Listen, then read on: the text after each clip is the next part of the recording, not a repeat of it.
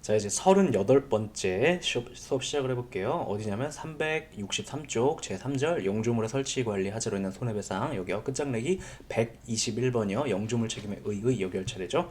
자, 들어가 볼게요. 뭐 다른 건 다 아시는 얘기고, 여기는 1번, 2번은 동그라미 3번 조금 설명해 볼게요. 이게 조금 민법을 제가 한번 말씀드린 적이 있지만, 행정법 같은 경우는 법과 대학 커리큘럼상 민법을 다 알고 있음을 전제로 전개가 되거든요. 그러다 보니까 교과서에 보면, 교수님도 교과서 보면 이런 얘기가 나와요. 야, 니네 민법 시간에 배웠지? 내가 지금부터 설명하려고 하는 영주물 책임이라는 건 말이야, 니네가 민법 시간에 배운 공작물 책임하고 되게 비슷해. 이런 컨셉으로 논의가 전개되다 보니까 행정법 교과서에 민법 758조의 공작물 책임에 관한 규정에 대한 얘기를 알고 있음을 전제로 논의가 전개되거든요.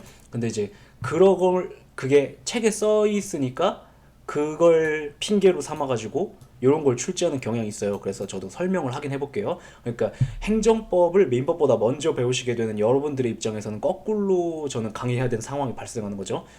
그러니까 원래 공작물 책임이라는 컨셉은 영조물 책임의 이해를 돕기 위한 목적으로 등장하는 개념인데, 우리로서는 그냥 뭔가 하나 더 귀찮게 배워야 되는 개념이 되어버렸죠. 설명을 해볼게요. 근데 어쨌든 자, 민법 758조에는 공작물의 책임에 관한 규정이 존재해요. 민법 758조, 자, 보시면 내려가셔서 364쪽에 보시면 민법 관련 주문 정리 758조 1항 공작물의 설치 또는 보존의 하자로 인하여 타인에게 손해를 가한 때에는 그 공작물 점유자가 손해를 배상할 책임이 있다. 그런데 점유자가 손해 방지에 필요한 주의를 해태하지 아니한 때, 해태한다는 건 게을리하게 했다는 거죠.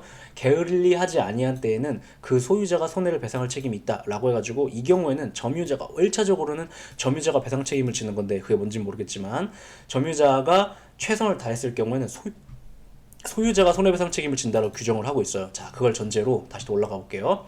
363쪽에 맨 끝에요. 보시면 존재하는데, 다시 읽어볼게요. 민법 758조에는 공작물의 책임에 관한 규정이 존재하는데, 공작물이라는 건 뭐냐면 인공적인 물건을 얘기하는 거. 인공적인 물건, 예를 들어서 건물, 아파트 이런 거, 그 다음에 타워 크레인, 그 다음 다리, 교량 이런 거 있죠. 그런 것들을 말하는 것을 의미하는 것으로서 곡물보다 좁은 개념이에요. 왜죠? 곡물에는 이제 누가 만들었는지 여부에 따라 인공 곡물과 자연 곡물로 갈리잖아요. 그래서 자연 곡물도 곡물에 포함된다고요. 자연 곡물, 예를 들어 하천, 산 이런 것들, 강 이런 것들, 바다 이런 것들이죠. 근데 얘네들도 자연 곡물에 속해요. 그러다 보니까 곡물은 자연 곡물까지 포함하지만 공작물이라는 개념, 그러니까 민법 758조에서 책임의 원인으로 규정하고 있는 공작물이라는 개념은 인공적인 것만 말하니까 얘가 더 좁은 개념이에요. 뭐가? 공작물이 좁은 개념이다. 또 민법 758조의 경우는 공작물의 점유자의 면책 규정이 존재하는데, 이 아까 말했던 거요. 다시 돌아가셔서 이 부분이요. 758조 1항 단서요. 이 부분, 그 점유자의 경우에는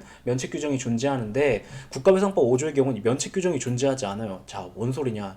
자, 민법 다시 가봐요. 관련 조문 정리요. 364쪽이요. 민법 758조 1항에 보시면, 그러나 점유자가 손해방지에 필요한 주의를 해야지 않을 때는 그 소유자가 손해를 배상할 책임이 있다고 해서 점유자가 책임을 면한다라는 규정을 이렇게 두고 있는 것인데, 자, 5조 1항 보세요. 도로하천 그 밖에 공공의 영조물의 설치나 관리에 하자가 있기 때문에 타인에게 손해를 발생하게 했을 때는 국가나 지방자치가 손해를 배상해야 된다. 이 경우 2조 1항 단서, 2조 1항 단서가 그 이중배상 금지 규정이에요. 3조라는 건 뭐냐면 그 기준액설 얘기가 나오는 그 부분이요. 그러니까 손해배상액의 기준을 이렇게 제시한 거예요. 그 다음에 3조의 2, 이거는 손익상계에 대한 규정이죠. 그러니까 여기 어디에도 국가나 지방자치단체가 어떻게 하면 그때는 책임을 지지 않는다 이런 얘기가 없다고요. 요건 구비했을 때에는 요건 구비하면 배상 책임을 져야 되고, 이러한 때는 근데 안 져, 이런 얘기가 없다고요. 그래서 다시 돌아가 보시면, 그래서 면책 규정이 존재하지 않는다라는 점에서 차이가 있다. 자, 이 주제가 왜 행정법에 뜬금없이 등장하냐면, 교수님들이 야, 니네 민법 알지? 아까 했던 얘기 살짝 다시 반복해 볼게요. 야, 니네 민법 알지? 민법에 보면 공작물 책임 있지? 그거랑 이게 되게 비슷한 책임이야. 근데 요 점은 달라 라고 교과서에 써놓거든요. 근데 그거를 출제 포인트 삼아 써놓고 있는 거예요. 다시, 얘가 왜 등장한다고요? 영조물 책임, 국가배상법 5조에서 말한 책임하고 되게 비슷하기 때문에 민법을 이미 알고 있는 그 학생들의 이해의 편의를 주기 위한 목적으로 등장하는 건데, 그렇지만 요 점은 좀 또 다르다 라면서 교과서에 추가적으로 부연적으로 써놓거든요. 그런데 그거를 행정법 교과서에 써놓고 있기 때문에 그걸 핑계로 기화로 구실로 삼아서 출제를 하고 있어요. 그래서 등장하는 건데, 수험생의 입장에서, 공무원 수험생의 입장에서는 여기를 외워줘야 되는 거죠. 그 다음 국가배상법 5조 책임과 민법 758조의 책임은 비슷하면서도 조금 다른 면인데 다음과 정리돼요. 자, 영조물 책임, 이 공물상의 책임이라고도 부르는데 이 영조물 책임은 국가배상법 5조에 근거하고 공작물 책임 민법 758조에 근거한다. 그다음에 자 여기는 똑같아요. 여기는 그냥 눈으로 보세요. 뭐 여기는 특별히 의미가 없어요. 손해배상의 원인과 하자의 존부 판단 방법은 똑같은데 자 여기가 다른 거예요. 자, 면책 규정이 영조물 책임에 대해서는 그러니까 국가배상법 5조에는 없어요. 그 다음 공작물 책임에 대해서 면책 규정이 있어요. 758조 1항 단서에. 그래서 점유자가 손해방지에 필요한 주임을 해태하지 않았다면 면책되는 규정이 있죠. 물론 입증 책임은 점유관리자가 그러니까 책임을 면하고 싶은 네가 부담을 이렇게 하고 있지만 이렇게 규정이 있다고요. 그런데 영조물 책임에 대해서는 규정이 없어요. 이해되세요? 주된 출제의 포인트는 이건데 문제는 이렇게 써놓으면은 영조물 책임에 관련해서 이 부분을 되게 혼란스러워하세요. 무슨 말이냐면 다만 영조물에 관해서 설치관리 주체에게 손해발생의 예견 가능성과 회피 가능성이 없었거나 아니면 설치관리 주체가 방어조치 의무를 다했다면 면책된다는 판례 법리는 있어요. 그러니까 규정은 없는데 판례가 이때는 내가 면책시켜줄게 라고 판례 법리는 전개되고 있는데 아무튼 중요한 건 뭐냐면 공작물 책임에 대해서는 면책 규정이 있고 영조물 책임은 면책 규정이 없다. 만약에 판례가 이런 입장을 취하지 않았었더라면 영조물 책임에 대해서는 아예 면책될 여지가 없었던 거예요. 그런데 어쨌든 판례가 이런 사정 하에서는 면책이 된다라고 보고 있다라는 법리가 있는데 그것은 판례예요. 판례. 규정이 있는 것이 아니라. 그리고 요 표현도 다르죠. 뭐라고 되냐면 필요한 손해방지에 필요한 주임을 해태하지 않았다면 이고 얘는요. 예견 가능성과 회피 가능성이 없었다면 혹은 방어조치 의무를 다했다면 이죠. 그래서 표현도 다르니까 그 표현도 기억해 주세요. 다시 시험에는 출제 포인트는 뭐냐면 영조물 책임에는 면책 규정이 없고 공작물 책임에 면책 규정이 있다. 그것인데 이 니은 부분은 왜 써놨냐면 그렇게 기억하니까 영조물 책임은 면책이 안 되는구나 이렇게 착각을 하신다고요. 근데 판례 법리에 의해서 이렇게 면책이 되긴 돼요. 그런데 규정은 없다. 기억해 주시고 그 다음 자연곡물 영조물 책임엔 포함되지만 공작물 책임에는 하천, 강 이런 거 포함되지 않죠. 그 점에 차이가 있다. 됐고 그 정도만 다루면 돼요. 그 다음 동그라미 4번은 그럼에도 불구하고 영조물 책임 이런 거 왜 만들었는지에 대한 건데 모르죠. 그냥 혼자 눈으로 재미로 보세요. 이해를 돕기 위해서 그냥 써놓은 것 뿐이에요. 그 다음에 이제 넘기시면 관련 지문 정리에서 3번 볼까요? 3번 국가배상법 5조의 영조물은 민법 758조의 공작물보다 넓은 개념이냐? 이렇게 한번 물어본 적이 있어요. 그러니까 이 정도로 출제니까 기억을 해주시고 그 다음에 또 넓은 개념이죠. 공작물은 이제 인공적인 것을 얘기하니까. 그 다음에 5번 자 이렇게 지금 비행기 소리 들리세요 혹시? 비행기 날아다니는데. 네. 어쨌든 자 그 5번 질문은 법학전문대학원 모의고사로 출제가 된 거 실제 기출 질문이 아니라 자 이렇게 나와요. 그냥 툭 던져주고 OX로 물어보는데 일반 재산에는 민법 758조가 적용되냐? 뭔 소리지? 자 곡물의 경우에는 곡물의 경우에는 더 정확하게 말하면 법조문에는 여기에 보면 영조물이라고 돼 있어요. 그죠? 그런데 영조물은 강학상이고 곡물이라고 말하잖아요. 기본 강의 때 다뤘던 거. 그런데 자 일반 재산? 얘는 뭐지? 자 복습. 국가가 소유한 재산을 뭐라고 불러요? 국유재산. 지방자치단체가 소유한 재산을 뭐라고 불러요? 공유재산. 그런데 국공유재산은 다시 그것이 곡물인지 아닌지 여부에 따라 뭐와 뭐로 갈리죠? 행정재산과 일반재산으로 갈리죠. 맞죠? 그런데 자 곡물인 것을 뭐라고 불러요? 국공유재산 중에서 행정재산. 곡물이 아닌 것을 일반재산이라고 부르죠. 맞죠? 그걸 다르게 표현하면 줄여서 곡물이 아니다를 줄여서 사물 이렇게 부르기도 하죠. 근데 자 일반재산이래요. 뭐라는 거야? 국공유재산 중에서 사물인 것을 말하죠.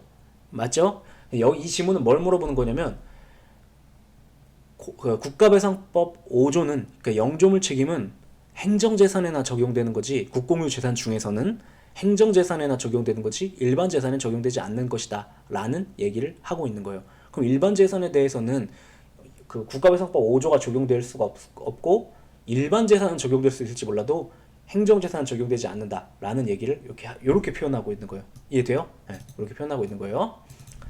그 다음에 왜냐하면 민법 758조는 곡물인지 사물인지 행정재산인지 일반재산인지를 가리는 게 아니라 그냥 인공적인지 아닌지만 가르는 그거에 따라 적용 여부가 갈라지는 것이기 때문에 그래요. 그 다음에 자 제 2항 365조 끝장내기 22 보면 또 뭐가 있냐면 3번 볼까요? 3번 주요 개념 정리. 자 곡물이 아니던 물건이 어떤 물건이 곡물로 인정되기 위해서는 곡물의 성립을 거쳐야 되는데 곡물로 인정되는 거 그걸 곡물의 성립이라고 하는데 인공곡물 중 공공용물의 경우 공공용물이라는 게 뭐냐면 자, 들어만 두세요. 곡물은 누가 쓰는 것인지에 따라 공공용물과 공용물과 보존 곡물로 갈려요. 강론해 보면 되게 들어만 두세요. 자, 이 곡물은 누가 쓰는 것인지에 따라 공공용물과 공용물과 보존 곡물로 갈려요. 공공용물은 말 그대로 공공이 쓰는 거예요. 공공이 뭐지? 공공이 뭐냐면 이상한 재미없는 드립 칠 뻔했어요. 공공이 뭐냐면 공동체, 그러니까 예를 들어 바다, 산, 하천, 공원, 도로 이런 것들을 말해요. 근데 공용물은 말 그대로 관공서가 쓰는 걸 말해요. 그래서 대표적으로 공용물에 뭐가 있냐면 여기다 써놓으실까요? 그냥 여기요. 지금 관련 지문 정리 1번 하고 있는 거. 관련 지문 정리 1번이 아니라 관련 지문 정리 1번 할 때 나오는 얘긴데, 이 공용물 위에다가 그냥 화살표 빼고서 예컨대 구청 있죠. 구청사 구청 건물 이렇게 써면 되겠죠. 구청 건물. 그 다음에 이제 공용물 위에는 화살표 빼시고 예를 들어 공원 이렇게 써놓으시면 되겠죠. 그 다음 자연공물 위에다가 화살표 빼시고 예를 들어 하천 이렇게 써놓으면 되겠죠. 그럼 다시 돌아가 봐요. 자, 곡물이 아니던 물건이 곡물로 인정되기 위해서는 인공곡물 중 공공용물의 경우 이렇게 말하고 있는데, 그러니까 인공곡물 중에서 공공용물 뭐가 있을까요? 공원, 도로 이런 걸 생각하시면 되겠죠. 경우 곡물로서 형체를 가지고 있어야 할 뿐만 아니라, 예를 들어서 어떠한 도로를 생각해 볼게요. 도로가 있는데 얘가 곡물로서 취급이 되려면 첫 번째 곡물로서 형체를 가지고 있어야 된대요. 무슨 말이냐면 이게 대표적으로 쉬운 얘기, 당연한 얘기 어렵게 표현하고 있는 건데, 거창하게 표현하고 있는 건데, 도로로서의 모양이 있어야 도로지 이런 얘기예요. 여기에 막 그냥 논인데 야 이게 도로야 이렇게 하면 이게 곡물이 되나? 그런 소리가 아니라 도로로서 좀 어느 정도 모양을 갖고 있어야지 이런 얘기를 하고 있는 거예요. 곡물로서 형체를 가지고 있어야 되고, 두 번째 국가나 지자체가 이를 공공히 사용한다는 의사표시. 우리는 지금부터 이 땅을 도로로 쓸 거예요 라는 의사표시가 있어야 돼. 이거를 공용 제공 혹은 공용 개시라고 부르기도 하고요. 또 경우에 따라 공용 지정이라고 부르기도 해요. 그래서 공용 지정도 여기 써주실까요? 공용 제공, 공용 개시, 공용 지정 이렇게 아무튼 그 의사를 표시해야 된대요. 그래서 이 요건을 갖추기 전에는 이 얘기를 왜 하냐면 곡물이 아니기 때문에 그것으로 인해 손해가 발생해도 국가배상법 제5조 책임을 물을 수가 없어요. 왜? 곡물로부터 발생한 손해가 아니니까. 그게 실익이 있는 개념이에요. 그 다음 반대로 곡물로 사용되던 물건이 더 이상 곡물로 사용된 물건을 더 이상 곡물로 사용하지 않기로 하는 것을 공용 폐지라고 하는데, 그러니까 어떤 도로가 있는데 우린 이제 더 이상 이거를 도로로 쓰지 않을래. 그럼 공용 폐지를 해요. 자, 참고로 잠깐 쓸데없는 얘기인데 공용 폐지된 도로 실생활에서 뭐라고 불러요? 막 폐국도, 폐도로 이렇게 말하잖아요. 몰라요? 하여튼 그런 거. 그러니까 더 이상 이제 도로를 쓰지 않기로 한 거. 그렇게 지정하는 걸 공용 폐지라고 하는데, 공용 제공 또는 공용 개시의 반대 개념인 거죠. 그죠? 그래서 어떤 곡물에 대해 공용 폐지가 있었다. 그러면 더 이상 얘는 곡물이 아니게 되니까 거기서부터 손해가 발생했다 하더라도 5조 책임 물을 수가 없어요. 국가배상법. 그 점에서 실익이 있는 개념이다. 됐죠? 자, 이제 관련 지문 정리 볼게요. 자, 일반 공중이 사용하는 공공용물 외 행정체가 직접 사용하는 공용물이나 하청 같은 자연곡물도 국가배상법 5조에서 말하는 공공의 영조물에 포함돼요. 왜냐면 이것은 곡물을 뜻하는 건데, 곡물에는 자연곡물, 인공곡물 다 포함하고 공용물, 공공용물, 심지어 보존곡물 같은 것도 다 포함한다. 이런 얘기를 하고 있는 거예요. 그래서 얘는 약간 좀 강론적인 지식이 있어야 함을 전제로 물어본 거죠. 그 다음에 4번 보시면 아직 물적 시설이 완성되지 않아 일반 공중의 이용에 제공되지 않은 옹벽이 뭐냐면 이렇게 경사진 부분에 이렇게 벽 세워놓는 걸 말하죠. 근데 아무튼 얘가 얘가 곡물로서 만들어졌다라면, 근데 곡물로서 취급이 되려면 만들어져야 되죠. 형체가 완성되죠. 왜냐면 형체적 요소가 필요하니까. 근데 아직 완성되지 않았다. 그러면 곡물이 아니니까 영조물에 해당하지 않는다. 이런 얘기, 당연한 얘기하고 있는 거죠. 무슨 얘기하고 싶은 거냐면 이것으로 인하여 손해가 발생했을 땐 그러니까 국가배상 너는 청구할 수 없어. 피해자는. 이런 얘기하는 거예요. 그 다음에 5번, 사실 얘는 심화 강의 해야 될 만한 하는 주제인지 모르겠는데, 자, 예를 들어서 보면 매양리 사격장,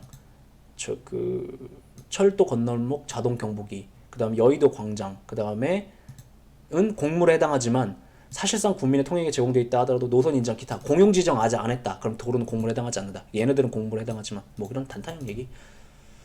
실제로는 시험이 어떻게 출제됐겠어요? 어떻게 출제된 걸 이렇게 한 지문으로 바꿨겠어요? 다음 중 곡물에 해당하지 않는 것은 해갖고 1번 매양리 사격장, 2번 철도 건널목 자동 경보기, 3번 여의도 광장, 4번 사실상 국민의 통행에 제공되어 있다 하더라도 공용 지정을 거치지 못한 도로, 이렇게 나왔겠죠. 그래서 얘가 4번 출제가 정답이었겠죠. 그런 식으로 나와요. 그 다음에 이게 또 똑같은 문제가 2020년 국가교육 7급으로 또 나왔어요. 대합실, 승강장, 보행자 신호기, 차량 신호기 이런 것도 다 공무에 해당한다 이렇게 보는 거죠. 됐죠? 다음에 넘기면 자 366조부터 이제 성립 요건, 국가배상법 5조 책임의 성립 요건에 대한 얘기가 이제 등장하기 시작하죠. 주요 개념 정리는 뭐 특별히 볼 건 없고, 자 5번만 살짝 볼까요? 아는 얘기지만, 자 하자가 뭐냐? 하자가 발생해야 되는데 이제 공물에 있어서 설치 또는 관리상의 하자가 발생해야 되는데, 하자가 뭐냐? 우리 대법원은 하자 개념을 객관설에 따라 정의하면서도 어떻게 하고 있어요? 실제로는 하자가 존재하는지 여부를 판단하는 일에 있어서는 그 손해 발생에 대해 국가나 지방자치단체를 비난할 수 있겠는가를 매우 중요한 기준으로 사용하고 있죠. 그죠? 그래서 구체적으로는 설치 관리 주체가 그 영종으로 위험성에 비해 사회성능상 일반적으로 요구되는 방어 조치 의무를 다하였는지, 혹은 사고가 발생한 구체적인 시간적 장소적 맥락상 영종으로 설치 관리자에게 영종물의 기능성 결함으로 인한 손해 발생 예기관성 회피능성이 있는 여부를 기준으로 하자의 존부를 판단하고 있다. 그죠? 이렇게 판단하고 있다. 아까 했던 얘기죠. 아까 그 면책 사유에 대한 얘기기도 하고. 됐고, 그 다음에 관련 지문 정리 보시면 넘기셔서 강의할게 367쪽에 4번이 보시면 4번. 자, 어느 시설, 이건 최신 판례인데 출제한 적이 없어요. 근데 제가 이제 강의해 보려고요. 자, 어느 시설, 실제 사건에서 고속도로가 문제된 거예요. 이게 들어만 두세요. 어떤 밭이 있었는데 밭 옆에 고속도로가 지나간 거예요. 밭 옆에. 그러면 이 고속도로가 지나가면 여기에다가 방호벽을 쳐주죠. 고속도로가 밭 옆에 있으면 이렇게 소음 방지벽 이런 거 다 쳐주잖아요. 그런데 이제 고속도로가 지나가면 무슨 문제가 발생할까? 여기 써 있는데 첫 번째 소음 발생하죠. 그다음 매연 나오죠. 자동차가 지나다니니까. 그다음 제설제는 왜 나오지? 제설제는 왜 나오냐면 그 도로에 눈이 쌓였을 때는 눈을 제거하기 위해서 제설제 뿌리잖아요. 그 염화칼슘. 쓸데없는 얘기인데 염화칼슘 화학식이 뭐죠? CaCl2인가? 아무튼 그걸 뿌리잖아요. 제설제를. 그러니까 그게 이제 바스트로 들어가면 이제 토양을 오염시킨단 말이에요. 그래서 그런 데미지가 발생했던 사건이에요, 실제로. 자, 어느 시설을 적법하게 가동하거나 공용에 제공하는 경우에도 그로부터 발생하는 유해 배출물로 인하여 제3자가 손해를 입은 경우, 이 밭 주인을 생각하시면 돼요. 그 위협성을 별도로 판단한다. 그 위협성? 무슨 말이냐면 그 도로가 위협한지 여부랑 그것으로부터 발생한 유해 매체물이 위협한지 여부를 별도로 판단해야 된다. 이 경우 그 판단 기준은 그 유해 정도가 사회통념상 일반적으로 참아내야 될 정도를 넘는 것인지 여부를 판단하겠다. 이렇게 보고 있대요. 그렇대요. 이런 판례가, 최신 판례가 나왔어요. 그리고 또 이 판례에서 또 이런 얘기도 해요. 제가 볼 땐 4- 더 출제가 유력한데, 불법행위 성립 요건수 위협성은 관련 행위 전체를 일체로만 판단하여 결정하는 것은 아니고 문제된 행위마다, 예를 들어서 밭에서 이제 고속도로에서 밭으로 소음도 가고 매연도 가고 제설제도 가요. 그랬을 때 소음이 위협한가, 매연이 위협한가, 제설제가 위협한가 개별적으로 판단하겠다라는 법리를 폈으니까 그냥 그런가 보다. 나왔을 때 단타형으로 1초 만에 찍어내면 되는 지문이 최신 판례로 나왔어요. 그냥 보세요. 그 다음에 자 5번 하자 해석과 관련해서 기출 관련 지문 정리 5번이요. 하자 해석과 관련해 객관설이 주관설보다 피해자의 구제에 유리하다. 자, 이 무슨 얘기하고 있는 거냐면, 하자의 개념을 정의할 때 객관설을 취하시는 분들이 있고 주관설을 취하시는 분들이 있죠. 우리 대법원 어떻게 하고 있어요? 정의는 객관설에 따라 하지만 실제로 하자가 존재하는지 여부를 판단할 때 있어서는 주관설에 따라 하고 있죠. 그래서 되게 이상한 입장을 취하고 있는데, 근데 이거 말고 이 지문은 순수하게 학설을 물어보고 있는 거예요. 피해자 구제에 객관설이랑 주관설 중에 뭐가 유리하냐? 객관설이지. 왜요? 주관설은요, 실제로 물건이 이상한가, 그 곡물이 현재 이상한 상태에 있는가만을 따지는 것이 아니라 그것 때문에 지금 설치관리의 주체를 비난할 만한 상황인가까지 따져가지고, 물건의 상태가 이상하다 하더라도 설치관리의 주체를 비난할 만한 상황이 아니면 국가배상을 인정하지 않잖아요. 그러니까 주관설에 따를 때 손해배상이 더 인정이 어려워요. 그러니까 객관설이 피해자에게 더 유리하겠죠. 그 얘기하는 거예요. 그 다음에 그 다음에 8번 질문 보시면, 영조물의 설치관리상의 하자가 존재하는지 여부를 판단할 때 영조물, 그러니까 예를 들어서 뭐 도로가 자체가 이상했다는 것뿐만 아니라 다른 자연적 사실, 뭐 예를 들어 눈이 왔다든가 아니면 제3자의 행위, 그 피해를 당한 사람이 있는데 이 사람은 제대로 운전을 하고 있었는데 도로를 지나갈 때 반대편 차량에서 오던 차가 막 이상하게 운전을 했다든가 그런 거, 혹은 피해자의 행위, 아니면 그 다친 놈이 이상하게 운전을 했다든가 이런 거랑 결합했다 하더라도 영조물의 설치관리상의 하자가 그 사고가 발생한데 공동 원인 중 하나가 된다라면 그것도 설치관리상의 하자에 의해 발생한 것이라고 봐가지고 그 경우에도 국가배상을 인정하겠어? 이렇게 얘기를 하고 있어요. 이렇게 보면 뭔 소리인지 이해 안 될 텐데, 자, 이런 얘기예요. 도로가 있어요. 도로가 있었는데 다른 자연적 사실. 그러니까 도로를 어떤 갑이라는 사람이 차 타고 운전하고 가다가 여기에 그 막 빙판이 얼어가지고 여기서 막 미끄러져가지고 차가 사고가 났어요. 그래도 이 도로가 아니라 빙판, 얼음. 그러니까 왜 얼음은 왜 얼었겠어요? 날씨가 춥거나 막 이슬 내렸거나 아니면 비가 살짝 왔거나 했기 때문이죠. 그거는 도로 자체의 문제는 아니라 하더라도 그래도 도로에 예를 들어 도로가 약간 홈이 파여 있어가지고 거기에 물이 고여가지고 빙판이 생긴 것이다 라면 물 때문에 얼음 때문에 사고가 난 것이긴 하지만 도로가 홈이 파여지도록 관리를 제대로 못한 것도 이 원인 중 하나가 되잖아요. 그럼 배상해라 이런 얘기 하고 있다는 거예요.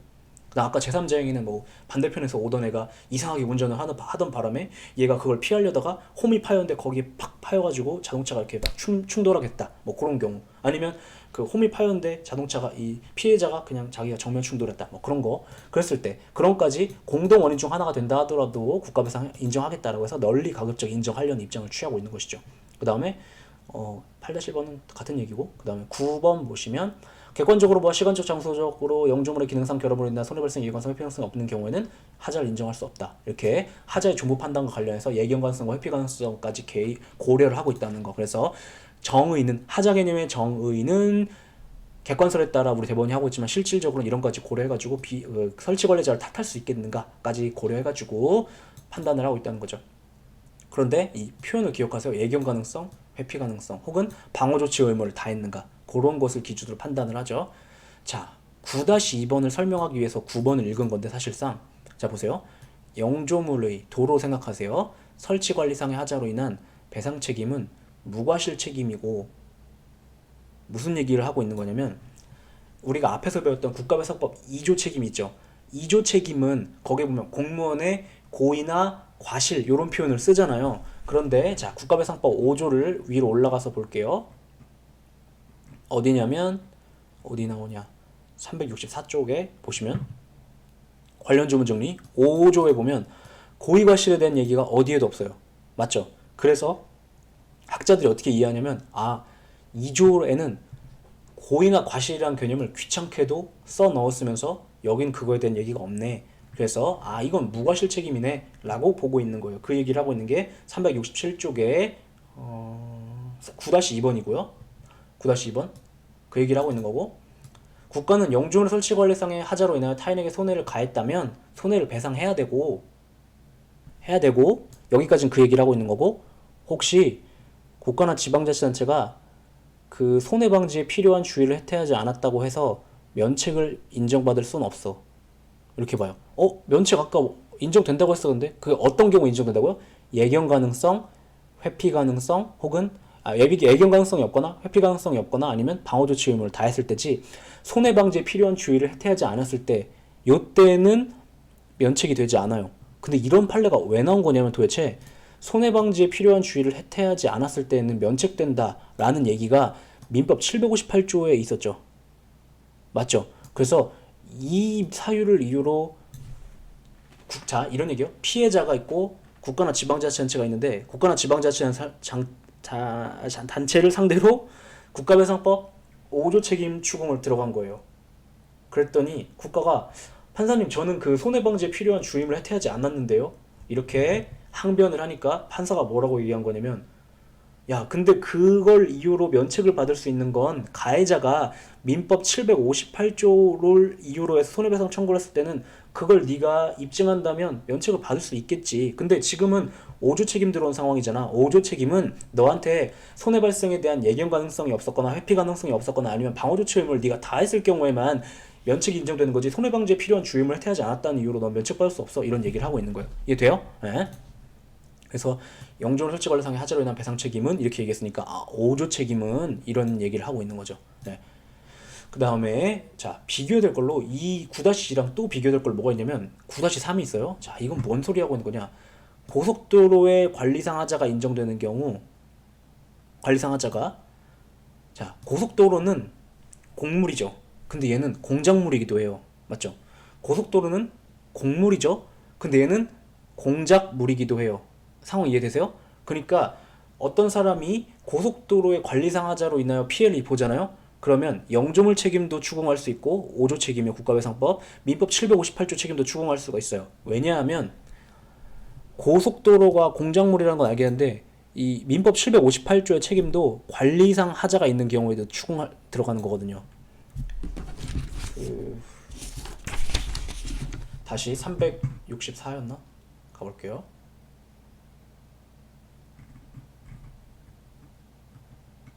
여기 나와있죠? 364 쪽에 관련 지문 정리, 조문 정리, 민법 758조 뭐래요? 공작물의 설치 또는 보존의 하자로 이렇게 말하고 있죠. 그래서 여기서 보존이라는 얘기가 나오는데 이게 관리랑 동의어라고 봐요. 보존의 하자. 그래서 이것까지는 생각하지 않으셔도 돼요. 뭐냐면 그 표를 위에 가서 보시면 손해배상의 원인에 영조물 책임 설치 또는 관리상의 하자라고 돼 있고 공작물 책임 설치 또는 보존상의 하자라고 돼 있잖아요. 그냥 이거는 무시하셔도 돼요. 그냥 같은 거라고 보시면 돼요. 다시 돌아가셔서 367조 9-3번이요. 그래서 아무튼 고속도로의 관리상 하자 때문에 데미지를 입은 사람은 국가배상 들어갈 수도 있고 5조 민법 758조 배상 청구 들어갈 수도 있어요. 그랬을 때 고속도로의 점유관리자는 그 하자가 불가항력에 의한 것이거나 손해방지에 필요한 주임을 해태하지 아니했다는 점을 주장 입증하여야 비로소 책임을 명할 수 있다. 이렇게 말하고 있는데 이 경우에는 피해자가 민법 758조 책임을 추궁했던 상황이에요. 그걸 어떻게 알아요? 어떻게 하냐면 이 점유관리자라는 표현 쓰죠. 민법 758조 책임은 1차적으로 공작물의 점유자가 배상을 하고 2차적으로 면책됐을 때는 소유자가 배상 책임을 지게 하는 그 규정이거든요. 그래서 점유? 이런 얘기가 나오면은 이거 민법 758조 들어간 거네? 이렇게 생각하시면 돼요. 그랬을 때는 뭐래요? 손해방지에 필요한 주임을 해태하지 않았다. 그걸 입증하며 면책되죠. 그 얘기를 하고 있는 거예요. 그리고 여기 보면 불가항력에 의한 것이거나 이 얘기는 왜 나오냐면 다시 왔다 갔다 해서 죄송해요. 364쪽 가셔서 그 표에 보시면 여기요. 하자의 존부 판단 방법 얘도 동일하거든요. 그래서 잠깐만요. 어디 갔지?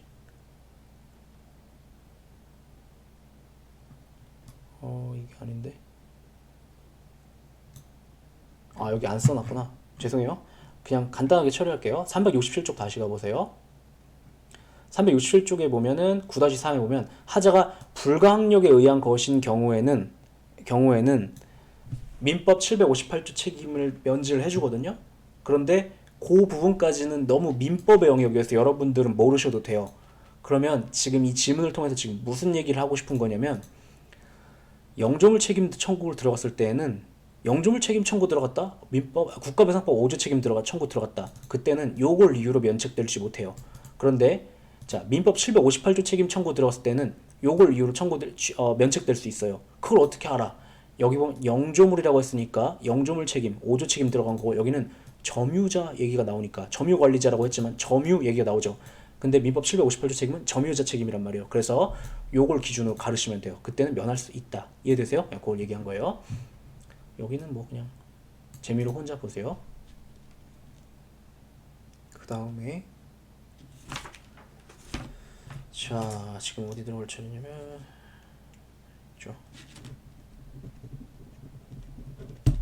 768번 들어갈 차례. 768번? 맞죠? 768번.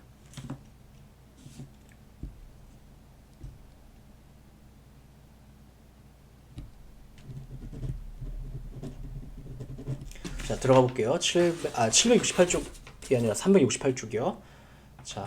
11번 지문 보시면 이건 그냥 단타형 처리하는 지문인데 왜냐면 암이라고 써놨으니까 강설을 대처하기 위하여 완벽한 방법으로 도로 자체의 융설 설비를 갖추는 것은 현대 과학기술 수준이나 재정 사정에 비추어 사실상 불가능하다 하더라도 고속도로 관리자에게 도로의 구조, 기상 예보 등을 고려하여 사전에 충분한 시설, 인적, 물적 시설을 갖추어 신속한 제설 작업을 하고 나아가 필요한 경우 제때 교통통제 조치를 함으로써 고속도로로서의 기본적인 기능을 유지하거나 신속히 회복할 수 있도록 해야 되는 관리 의무는 있다. 무슨 얘기하고 있는 거냐면 우리 대법원은 하자의 존부를 판단할 때 개념 정의는 객관설에 따라 하고 있지만 실제로 존부를 판단하는 일에 있어서는 그 설치 관리자를 탓할 수 있는 상황인지를 판단한다고 했잖아요. 그래서 되게 주관설의 입장에 따라 판단하고 있다고 했는데 근데 그러면 탓할 수 있을 만한 상황인가를 아닌가를 이제 가르는 개별 판례들이 있어요. 곡물별로 개별적으로 판단해주고 있는데 고속도로의 경우는요. 이렇게까지는 해야 된대요. 이 블록 씌운 부분만큼까지는. 근데 이렇게까지 할 필요는 없대요. 그런데 판례가 요렇게 판시했죠. 그러면 5선지로 만들기가 딱 좋겠죠. 요렇게까지 할 필요는 없지만 요렇게까지는 해야 된다. 이렇게 얘기했으니까 단타용으로 기억해 주세요. 근데 고속도로에 대해서는 뭐 어떻게까지 할 필요는 없대요. 융설 설비, 도로 자체의 융설 설비? 이게 뭐냐면 이 도로 자체의 융설 설비하는 게 그 비행장에 가면 그 활주로에 이렇게 활주로 안에다가 이렇게 따뜻하게 선 심어 놔가지고 활주로에는 아예 눈이 안 쌓이게 하거든요. 그런 것까지 할 것을 요구할 수는 없다 이런 얘기죠. 그래서 이런 얘기예요. 고속도로에 눈이 왔는데 그래서 누군가 다쳤나 봐요. 그래서 국가배상 들어가니까 그 국가배상을 청구하면서 이런 주장을 한 거죠. 야, 융설 설비했으면 다 녹아가지고 내가 안 다쳤지 이렇게 얘기한 거예요. 그러니까 대법원이 뭐라는 거예요? 야, 그것까지 요구할 수는 없지 라고 얘기한 거죠. 근데 이 정도까지는 해야 된다. 근데 이 부분이 되게 공자님 말씀 같아요. 뭐라고 하냐면 사전 충분한 설비를 갖추어 신속히 제설 작업, 기본적인 기능을 유지, 신속히 회복, 관리 의무는 있다. 그래서 되게 여긴 추상적이죠. 근데 아무튼 요거까지 할 필요는 없지만 요거까지는 해야 된다. 이렇게 일반론적으로 판시를 한 게 있어요. 기억해 주세요. 그 다음에 12번도 또 단타형 암기 지문인데 곡물별로 우리 대법원이 여기까지는 할 필요 없지만 여기까지는 해야 된다 이렇게 끊어내고 있다고 했잖아요. 11번은 고속도로에 대한 거였고 12번은 이제 하천에 대한 거예요. 읽어보시면 관리청이 하천관리청을 얘기하겠죠. 하천법 등 관련 규정에 의한 책정한 하천정비 기본계획 등에 따라 필요 없고 개수를 완료. 개수가 뭐지? 이게 그 고칠 개자에 고칠 숫자에 보수하다 할 때 그 보수요. 그 수리할 때 개수를 완료한 하천 또는 아직 개수 중이더라 하더라도 개수를 완료한 부분에 있어서는 자 어느 정도까지 관리를 해야 되냐면 위하천정비 기본계획 등에서 정한 계획 홍수량 및 계획 홍수위를 충족하여 하천이 관리되고 있다면 당초부터 자 다시요. 여기가 포인트인데 하천정비 기본계획 등에서 정한 계획 홍수량 및 계획 홍수위를 충족하여 관리되고 있다면 자 여기 당초부터 부분을 이렇게 괄호치세요. 요렇게 그 다음 특별한 사정이 없는 한까지 요렇게 이렇게 하시라고 이렇게 제가 괄호 쳐드리면 되죠. 이렇게 있다면 뭐라는 거예요? 그 하천은 용도에 따라 통상 갖춰야 될 안전성을 갖추고 있다고 봐야 된다. 그러니까 이런 얘기요. 하천정비 기본계획 등에서 정한 계획 홍수량 및 계획 홍수위를 충족하여 하천이 관리되고 있다면 그 하천은 용도에 따라 통상 갖춰야 될 안전성을 갖추고 있다고 봐야 된다. 그럼 하자가 없다고 보겠다. 물론 이런 특별한 사정이 없는 한인데 이거는 뭐 극단적인 사정이고 그러면 자 이게 뭔 소리냐면 해설 보시면 나오죠. 하천 범람으로 인하여 발생한 손해에 대해 그것을 국가나 지자체에 타서 돌릴 수 있겠는지 여부를 판단하는 기준을 제시한 판례이다. 자 계획 홍수위 이게 뭔 소리냐면 하천 홍수위라고도 부르는데 하천이 범람했을 때 여름에 막 장마가 져가지고 범람했을 때 그것을 방지할 수 있을 정도로 계산된 하천 제방의 높이를 말해요. 그러니까 하천이 어떻게 그래야 돼? 하천이 한여름 되면 막 이만큼 출렁거려요. 그런데 이만큼 출렁거리니까 어느 정도까지 하천 그 제방을 쌓야 된다는 거? 이거보다는 높게 쌓야 된다는 거죠. 그래서 그 출렁거리는 것을 계산해서 그거보다 높게 쌓았다. 그러면 하천이 안전성을 갖추고 있는 걸 보겠다. 이렇게 보는 거죠. 참고로 근데 해마다 이 하천이 그러니까 하천이 물이 쌓이는 정도가 다르죠. 해마다. 우리 대법원은 참고로 지난 100년 정도 강우량을 고려해가지고 산정된 것이면 그 홍수위가 하자가 없다고 봐요. 뭔 소리냐면 자 그 하천이 홍수가 났을 때 출렁거리는 정도 가장 높이 출렁거리는 정도까지 그거보다 더 높게 제방을 쌓아야 된다는데 그 정도가 해마다 다르잖아요. 그럼 얼마나 높이 쌓아야 되는데 지난 100년간 맥시멈 값 그거보다 높았다. 그래서 그걸 계산해서 제방을 만든 거라면 하천을 제대로 관리하고 있는 것을 보겠다라는 얘기를 하고 있어요. 이제 특히 언제 문제가 되는 거냐면 딱 보시면 알겠지만 홍수가 나가지고 그 주변에 뭐 예를 들어서 하천 주변에 뭐라고 하죠? 주차장에다 차를 세워놨는데 이게 침수됐다든가 아니면 하천 주변에 그 제방을 넘어서까지 막 물이 넘쳐가지고 아파트가 침수했다든가 그럴 때에도 국가배상 들어갈 수 있어요. 그래서 실제로는 뭐 되게 국가가 호구예요, 호구. 그래서 그럴 때까지 다 국가배상하게 하거든요. 그런데 그때의 하자의 조무 판단에 대한 기준을 제시하고 있는 거죠. 그 얘기. 그 다음에 넘기면 369쪽에 18번 지문이요. 학생이 담배를 피우기 위하여 3층 화장실 밖에 난간을 지나다가 실족하여 사망한 경우 이 실족이라는 표현을 이게 되게 문어체거든요. 그런데 되게 많이 쓰더라고요. 실족하다. 뭐예요? 넘어졌다 이거죠. 발을 헛디뎠다. 국어사전 좋다. 그죠? 실족. 여기 나오죠? 발을 헛디딤 이렇게 실각이라고도 표현하는구나. 행동을 잘못했다. 아무튼 자, 근데 읽어보시면 이것도 이런 경우까지 국가를 비난할 수는 없다 이런 얘기하고 있는 건데, 학생이 담배를 피우기 위하여 3층 건물 화장실 밖에 난간을 지나다가 실족하여 사망한 경우. 상황 이해되세요? 딱 보면 이해가 되죠. 뭔 소리예요? 학교에서 중학교인지 고등학교인지는 알 수 없지만 아무튼 학생이 뭐 고등학교라고 해봐요. 3층 건물이 있는데, 뭐 학교 건물이 있는데 3층에 화장실이 있었던 거예요. 근데 담배 피다 걸리면 혼나니까 어떻게 한 거예요? 화장실 밖 창문 넘어가가지고 그 건물 밖에 있는 난관에 서가지고 담배를 피려고 가다가 바로 뛰어서 3층을 떨어져 죽은 거죠. 그랬을 때, 그때 자 이제 그 부모님이 뭘 비난하나 보세요. 학교 관리자에게 그와 같은 이례적인 사고가 있을 걸 예상해서, 야, 출입 잠금 장치, 출입 금지 장치, 잠금 장치라고 했었는데 실제로는 출입 금지 장치 했어야지. 그것 때문에 우리 애가 죽었잖아. 혹은 야, 난관을 넘어가서 담배를 피시면 추락할 위험이 있습니다 라는 경고 표지판 안 놨지? 그러니까 니네가 관리 잘못한 거야. 그래 배상해야 돼. 이렇게 얘기하니까 대법원이 뭐라는 거야? 그런 경우까지 국가가 관리를 해야 될 의무는 없다 라고 하면서 인정되지 않는다 이렇게 보는 거죠. 이 상황 이해되세요? 그러니까 대법원이 설치관리 상하자 어떻게 판단하고 있다는 거예요? 지금 국가를 비난할 만한 상황인가? 이걸 따지겠다 이거예요. 근데 이렇게 3층 화장실 밖 난간까지 나가가지고 화장실 피해 있는 학생까지도 막 그 보호해야 될 필요는 없다 이렇게 얘기하고 있는 거죠. 그거는 학생의 잘못이지 국가의 잘못이 아니다 이렇게 끊어내고 있는 거예요. 그 다음에 20번 보시면, 을이 자동차로 겨울철 눈이 내린 직후에 상간 지역에 위치한 국도를 달리던 중 도로 생긴 빙판길에 미끄러져 상해를 입었대요. 상황 이해되세요? 이렇게 상단 지역에 눈이 왔는데 빙판 생겨가지고 미끄러져 다쳤다 이거죠. 차 타고 가다가. 그랬을 때 국가배상 들어갔는데 국가배상 하면서 청구하면서 하자가 있다. 이것은 원고가 뭐라고 주장하면 이건 하자가 있어. 어떻게? 고속도로가 아니라 상간 지역 국도를 관리 제대로 못한 거야. 하자가 있어. 라고 하면서 주장을 뭐라고 하냐면, 위험 표지판 없었잖아. 그리고 그거 하나만 얘기했구나. 경고가 없었잖아. 그죠? 도로 상황에 대한 경고. 여기다 볼드 쳐야겠네. 그죠? 여기도 볼드 쳐주세요. 경고도 없었고 위험 표지판도 없었잖아. 그래서 내가 다친 거야. 이렇게 얘기하니까 대법원이 뭐래요? 지금 포인트가 어디였냐면 직후에 직후. 예를 들어서 눈이 어떤 강원도 지역에 막 엄청 많이 내렸어요. 그랬을 때 눈이 내리면 빙판이 생기는 걸 아니까 공무원들이 가서 출동을 하겠죠. 도로관리공사 직원들이나 출동을 하는데, 직후 예를 들어서 눈이 내린 지 한 5분밖에 안 됐는 상황. 그랬을 때까지 빙판을 그러한 일일이 모든 상간 지역에 있는 빙판까지 다 제거할 것까지 국가에게 요구할 수는 없다. 이런 데 포인트가 있는 거예요.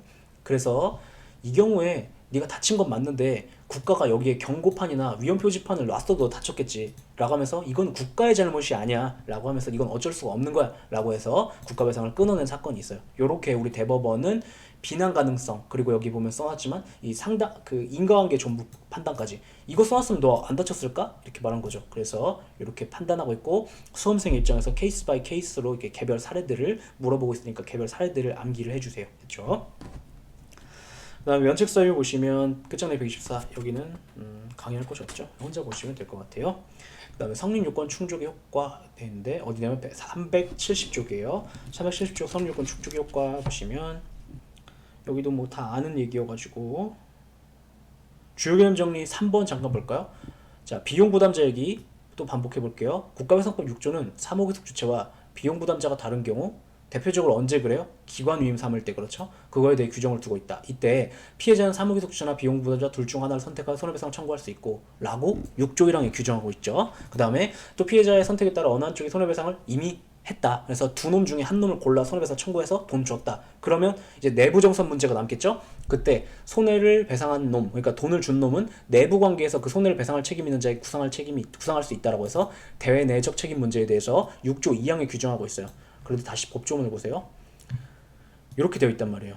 그래서 국가배상법 6조 조문은요, 언제 적용되는 거냐면 국가배상법 2조나 국가배상법 5조 책임이 성립했는데 2조 책임을 지는 놈이나 5조 책임을 지는 놈 말고 별도로 비용 부담자가 또 있어요.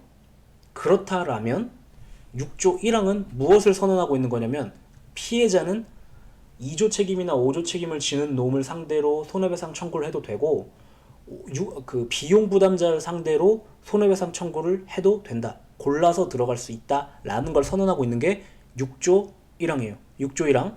근데 6조 2항은 무슨 얘기를 하고 있는 거냐면, 자, 그래. 그렇게 비용 부담자가 따로 있어서 피해자가 선택해서 들어갈 수 있어서 피해자가 그 결과 한 놈을 선택했다. 그래서 2조 책임이 지는 사람과 비용 부담자가 따로 있거나 5조 책임을 지는 사람과 비용 부담자가 따로 있거나 아무튼 둘 중에 한 상황이어서 둘 중에 한 놈을 상대로 피해자가 손해배상 청구를 해서 받았다. 돈을 받았다. 피해자가. 그때 실제로 피해자에 의해서 픽을 당한 사람, 예를 들어서 5조 책임이 문제가 됐을 때 비용 부담자를 상대로 손해배상 청구를 피해자가 했다고 해봐요. 그때 그러면 비용 부담자는 어떻게 할 수 있다는 거예요? 내부 관계에서 그 손해를 배상할 책임 있는 자에게 구상할 수 있다라고 해서 손해배상을 피해자에 대해서 해준 다음의 대내적 정산 문제를 6조 2항에서 규정하고 있는 거죠. 그죠? 이 종은 해석할 필요는 없죠. 기본관계 때 한 거니까 그 상황을 규정하고 있는 거래요. 그리고 그렇게 대표적으로 사무기속 주체, 그러니까 2조 책임이나 5조 책임을 지는 사람과 비용 부담자가 달라지는 대표적인 케이스가 언제라고요? 기관위임이 있을 때. 기관위임이 뭐죠? 예를 들어 국가가 있고 지방자치단체가 있는데 국가가 자기의 사무를 지방자치단체의 장이 수행하도록 위임하는 거예요. 그랬을 때 이 지자체장은 누구의 공무원으로서 일하는 걸로 취급돼요? 국가 공무원으로서. 그래서 이때 그 지방자치단체장은 그 사무를 국가 사무를 수행한다는 컨셉으로 수행한다고. 그래서 이때 사무기속 주체는 누구예요? 국가. 근데 예를 들어서 이 지방자치단체 장한테 월급을 주는 건 누구예요? 지방자치단체 장. 그래서 비용을 누가 부담해요? 지방자치단체가 부담한다고요. 그래서 비용 부담자는 지방자치단체가 되고 사무기속 주체는 국가가 되죠. 그걸 전제로 보시면 기관이 있었던 경우 법률관계는 다음과 정리된다. 사무기속 주체, 위임행정 주체. 예를 들어 국가. 비용 부담자, 수임기관. 예를 들어 지자체장의 배후에 있는 행정주체. 예를 들어 여기 말하는 건 지방자치단체를 말하겠죠. 그럼 국가 배상 의무를 부담한 자는 누구예요? 국가, 지자체 둘 다. 왜냐하면 예를 들어 국가는 5조에 의해서, 지방자치단체는 6조에 의해서 5조 책임, 얘는 5조에 근거한 그 사무기속 주체니까 배상 책임을 지고, 지방자치단체는요 6조에 근거한 배상 책임을 지겠죠. 왜냐면 6조에서 얘도 상대로 해서 들어갈 수 있다라고 하고 있으니까. 그죠? 자, 근데 4번 깊은 얘기 들어가 볼게요. 자, 비용 부담자의 의미에 대해서는 학설이 대립하는데, 왜냐하면 자, 해설 볼게요. 예를 들어 국가의 사무가 지자체장에게 기관임 되잖아요. 여기 각주예요, 각주. 지금 뭐냐면 370조 각주. 국가는 지방자치단체에게 내부적으로 그 사무에 필요한 경비를 교부금으로 지원해요. 뭔 소리냐면 국가가 수행해야 될 사무를 지자체 장대로 시켰죠. 그러니까 이 돈을 주는 거예요. 야, 내 사무 수행하느라 수고 많다 하면서 내 사무 수행하느라 들어가는 돈 줄게 라고 해서 지자체 내부적으로 줘요. 이렇게 행정주체 내부적으로 주고, 그러면 그 돈을 받아갖고 지방자치단체는 공사업자 등한테 금전을 대외적으로 지출한다고요. 그래서 비용 부담자, 여기서 법조문에 보면 비용 부담자라고 하고 있는데 어디냐면 그 371조 국가배상법 6조에 보면은 1항 6조 1항 공무원의 봉급급여 그 밖의 비용 또는 영종을 설치 관련 비용을 부담하는 자 이렇게 말하고 있잖아요. 그래서 이걸 갖다 줄여서 비용 부담자라고 하는데, 비용 부담자는 국가라고 해석할 수도 있고 지자체라고 해석할 수도 있기 때문에 이런 문제가 발생해요. 그런데 자, 선생님 기본 강의에서는 이런 경우에는 그냥 지자체가 비용 부담자라면서요. 맞아요. 근데 자 보세요. 대립하는데 대법원은 보통은 비용 부담자를 누구라고 보냐면 지자체라고 봐요. 대외적 비용 부담자. 그래서 대법원은 보통 대외적 비용 부담자를 비용 부담자로 해석한다고요. 그래서 제가 기본 강의 때는 자세하게 설명하지 않고 이런 경우에는 지자체가 비용 부담자가 되는 거예요. 월급 주니까 이렇게 설명한다고요. 이해돼요? 근데 대외적 비용 부담자를 비용 부담자로 해석하면은 피해자에게 선택적 청구권이 인정되지 않는 경우가 있어요. 뭔 소리냐면 어떤 경우에는 사무기속 주체도 예를 들어 국가고 대외적 비용 부담자도 국가다.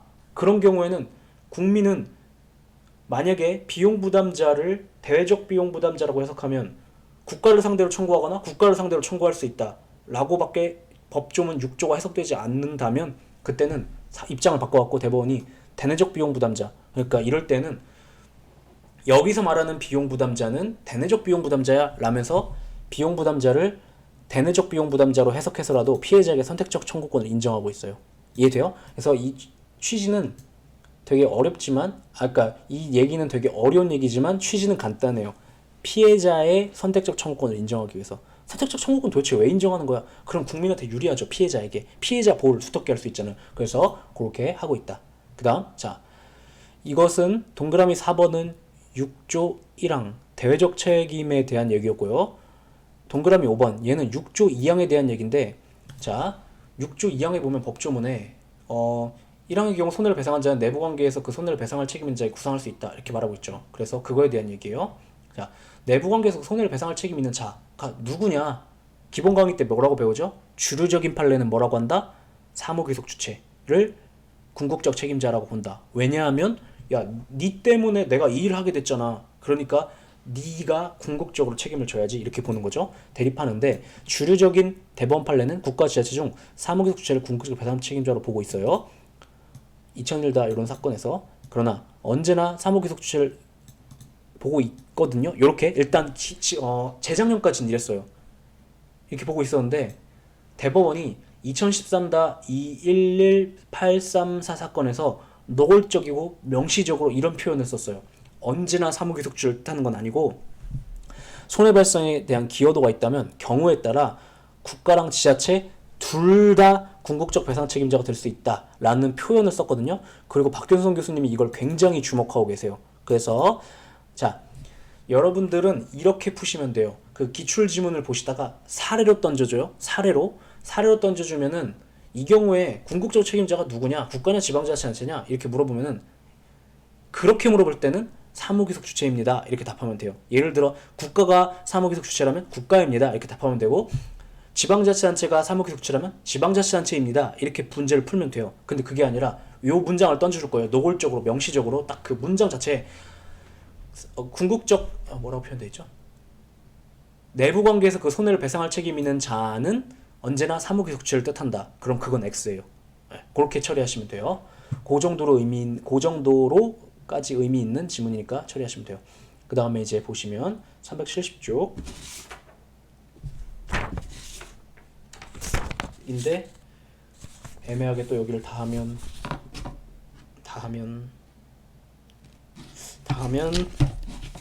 애매하죠, 시간이. 그러면 시간이 지금 조금 남긴 했는데 그냥 하는 데까지는 해볼게요. 자, 5번 보시면 갑은 A시장의 영업허가 취소 처분 위법함을 이유로, 지금 어디냐면 371쪽에 관련 지문 정리 5번이에요.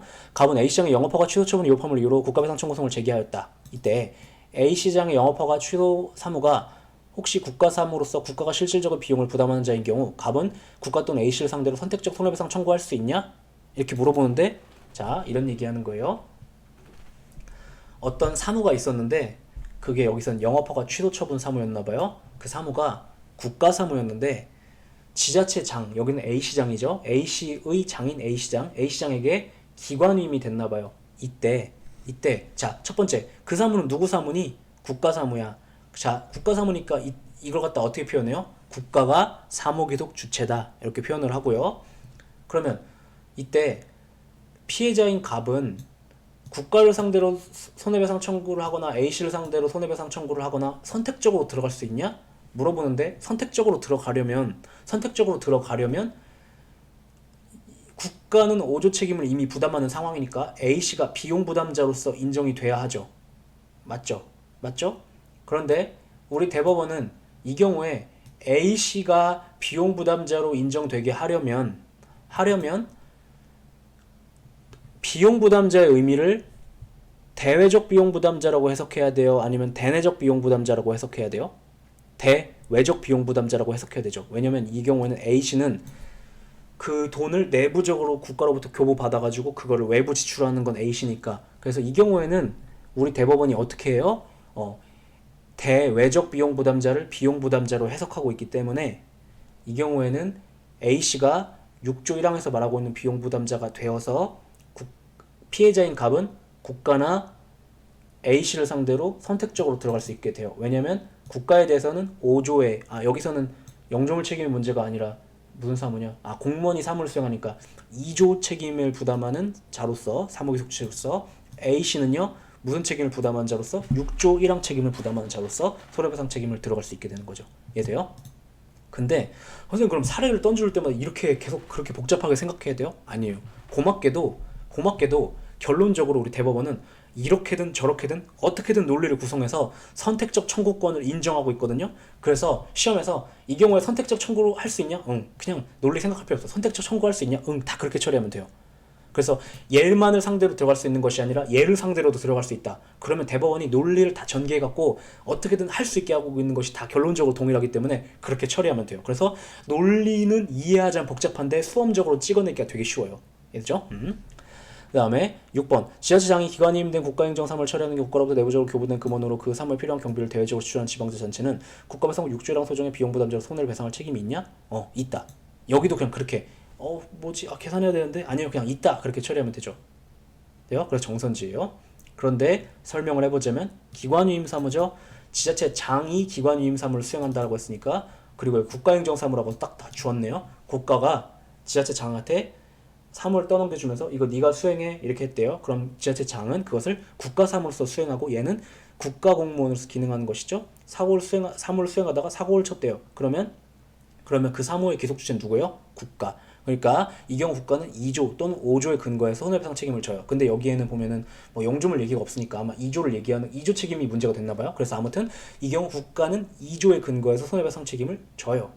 그런데 이때 그럼 6조 1항에 의한 손해배상 책임을 부담하려면 비용부담자에 해당해야 되는데 그럼 과연 지방자치단체가 비용부담자에 해당할까? 문제를 따져야 되죠. 어떻게 따지는 거예요? 내 대외적 비용 부담자인지 이 경우에 대내적 비용 부담자는 국가지만 대외적 비용 부담자는 지자체잖아요. 그러니까 지자체가 비용 부담자로서 손해배상 책임을 지게 만들려면 여기 6조 1항에서 말하는 비용 부담자가 대외적 비용 부담자를 의미한다고 해석해야 되는데 대법원이 그러고 있다고요. 대부분. 그래서 맞는 거고 그런데 그렇게 논리를 따질 필요가 없고 뭐라고요? 선택적 청구권 되냐? 응. 이렇게 처리하면 돼요. 이해되세요? 네, 그렇게. 그 다음에 7번 보시면 얘도 똑같은 논리예요. 판례는 지자체장 간 기관임이 있을 때 기관 위임이 국가랑 지자체 간에도 이루어지기도 하지만 이렇게도 이루어져요. 예를 들어 뭘 예를 들어 볼까요? 충청남도가 있고 충청남도 천안시가 있는데 충청남도에서 천안시장한테 자기 사무를 떠넘겨요. 요런 경우도 지자체 장관 기관임이 있다고 보거든요. 선생님 근데 여기 보면 지자체 장관이라고 했는데요. 지자체가 지자체장에게 넘긴 게 아니라 근데 지자체장에게 넘기는 걸 기관 위임이라고 하잖아요. 근데 그것을 장관이라고 표현하기도 해요. 왜냐하면 자 해설 보시면 지방자치장관의 기관임이 있다는 말은 상위 지방자치단체의 업무를 처리하던 상위 지방자치단체장이 그러니까 이런 얘기죠. 충청남도의 사무는 충청남도지사가 수행하잖아요. 맞죠? 근데 이거 왜 충청남도지사가 왜 수행하는 거예요? 충청남도의 사무니까. 근데 충청남도지사가 그 사무를 천안시장에게 넘긴다. 그것은 충청남도의 사무를 천안시장에게 넘긴 것이기도 해요. 그래서 표현을 이렇게 하기도 하니까 그냥 같은 말이다 보시면 돼요. 자, 그 업무를 하위 지방자치단체에게 위임하였단 말이다 됐고. 근데 자 어쨌든 자 다시 7번 설명하다 말았구나. 위임이 있을 때 위임받은 하위 지방자치단체 이거 천안시 생각하면 돼요. 소속 공무원이 위임 사무를 처리하면서 고의로 타인에게 손해를 가한 경우 상위 지방자치단체 손해배상 책임을 지냐? 무슨 말이냐면 천안시가 2조 책임을 질 때 충청남도도 배상 책임을 지냐? 이렇게 물어보는 거죠. 근데 이 경우 충청남도도 배상 책임을 지기 위해서는 충청남도가 6조에서 말하는 비용 부담자에 해당해야 돼요. 그럼 여기서 물어보고 있는 건 뭐예요? 충청남도가 비용 부담자냐? 근데 비용 부담자에 해당하기 위해서는 충청남도 설명이 꼬였구나. 잠깐만요.